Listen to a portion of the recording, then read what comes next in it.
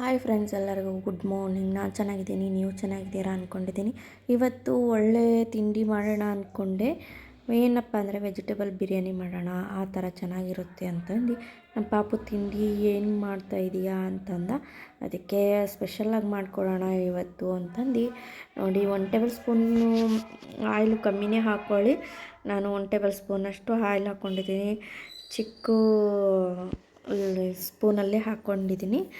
ಅದಕ್ಕೆ ಈಗ ಮಸಾಲ ಅಂದರೆ ಚಕ್ಕೆ, ಲವಂಗ, ಏಲಕ್ಕಿ ಮತ್ತು ಕಸ್ತೂರಿ ಮೆಂತ್ಯ, ಮಸಾಲ ಎಲೆ ಎಲ್ಲ ಹಾಕ್ಬಿಟ್ಟು ಅದೊಂದು ಸ್ವಲ್ಪ ಫ್ರೈ ಮಾಡೋಣ.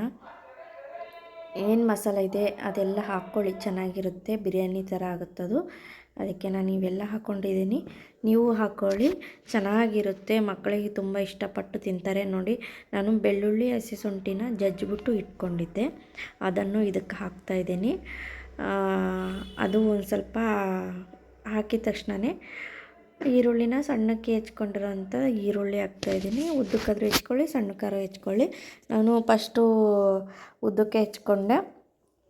ಅದಕ್ಕೆ ನೋಡಿ, ಈರುಳ್ಳಿನೂ ಸ್ವಲ್ಪ ಫ್ರೈ ಆಯಿತು. ಒಂದು 2-3 ಬೀನ್ಸ್ ಇತ್ತು, ಅದು ಕೊಯ್ದು ಹಾಕ್ಕೊಂಡಿದ್ದೀನಿ. ಹಾಗೇ ಬೀಟ್ರೋಟು, ಕ್ಯಾರೆಟನ್ನು ಕೊಯ್ದು ಹಾಕ್ಕೊಂಡಿದ್ದೀನಿ. ನಮ್ಮ ಮನೇಲಿ ಮಶ್ರೂಮ್ ಇತ್ತು, ಮಶ್ರೂಮನ್ನು ಹಾಕ್ಕೊಂಡಿದ್ದೀನಿ. ಎಲ್ಲ ಫುಲ್ಲು ಫ್ರೈ ಆಗಬೇಕದು ಆಯಿಲಲ್ಲಿ. ಹಾಗೆ ಒಂದು ನಾಟಿ ಟೊಮೊಟೊ ಇತ್ತು, ಅದನ್ನು ಹಾಕ್ಕೊಂಡಿದ್ದೀನಿ. ನಾಟಿ ಟೊಮೊಟೊ ಇದ್ದರೆ ಚೆನ್ನಾಗಿರುತ್ತೆ, ಹುಳಿ. ಹಾಗೆ ಸ್ವಲ್ಪ ಕೊತ್ತಂಬರಿನೂ ಇತ್ತು, ಅದನ್ನು ಹಾಕ್ಕೊಂಡಿದ್ದೀನಿ. ಅದನ್ನು ಎಲ್ಲ ಮಿಕ್ಸ್ ಆದಮೇಲೆ ಸ್ವಲ್ಪ ಅರಿಶಿನ ಪುಡಿ ಹಾಕಿ, ಹಾಗೆ ಸ್ವಲ್ಪ ಉಪ್ಪು ರುಚಿಗೆ ತಕ್ಕಷ್ಟು ಹಾಕ್ಕೊಳ್ಳಿ.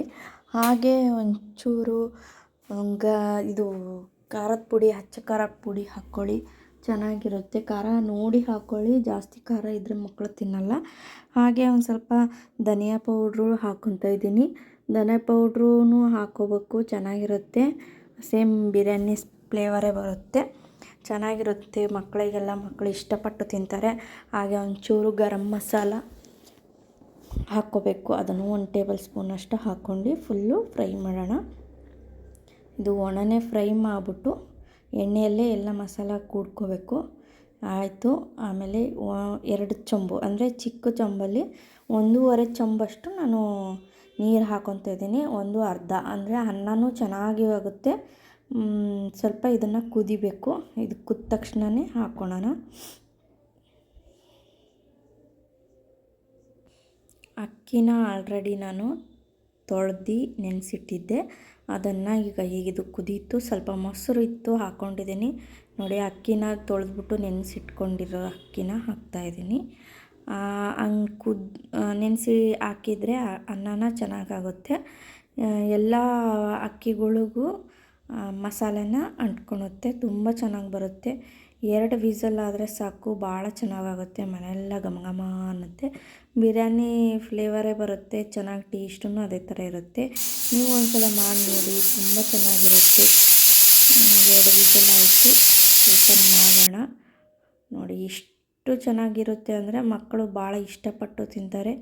ಮಸಾಲ ಎಲ್ಲದಕ್ಕೂ ಅಂಟ್ಕೊಂಡಿರುತ್ತೆ. ನೋಡಿ, ಅನ್ನ ಎಷ್ಟು ಉದುರಾಗಿದೆ.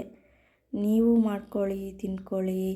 ಬೆಲ್ ಐಕನ್ ಪ್ರೆಸ್ ಮಾಡಿ, ನನ್ನ ಚಾನಲ್ಗೆ ಸಬ್ಸ್ಕ್ರೈಬ್ ಮಾಡ್ಕೊಳ್ಳಿ.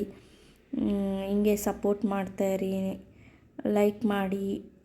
ಇಷ್ಟ ಆದರೆ ಒಂದು ಮೆಸೇಜ್ ಹಾಕಿ, ಯಾವ ಥರ ಅಂತ ಆಯಿತು ಅಂತ ನನಗೂ ಗೊತ್ತಾಗುತ್ತೆ ನೀವು ಮಾಡಿದರೆ. ನೋಡಿ, ಇದೇ ಥರ. Thank you. ನನ್ನ ಚಾನಲ್ನ ಸಬ್ಸ್ಕ್ರೈಬ್ ಮಾಡಿ.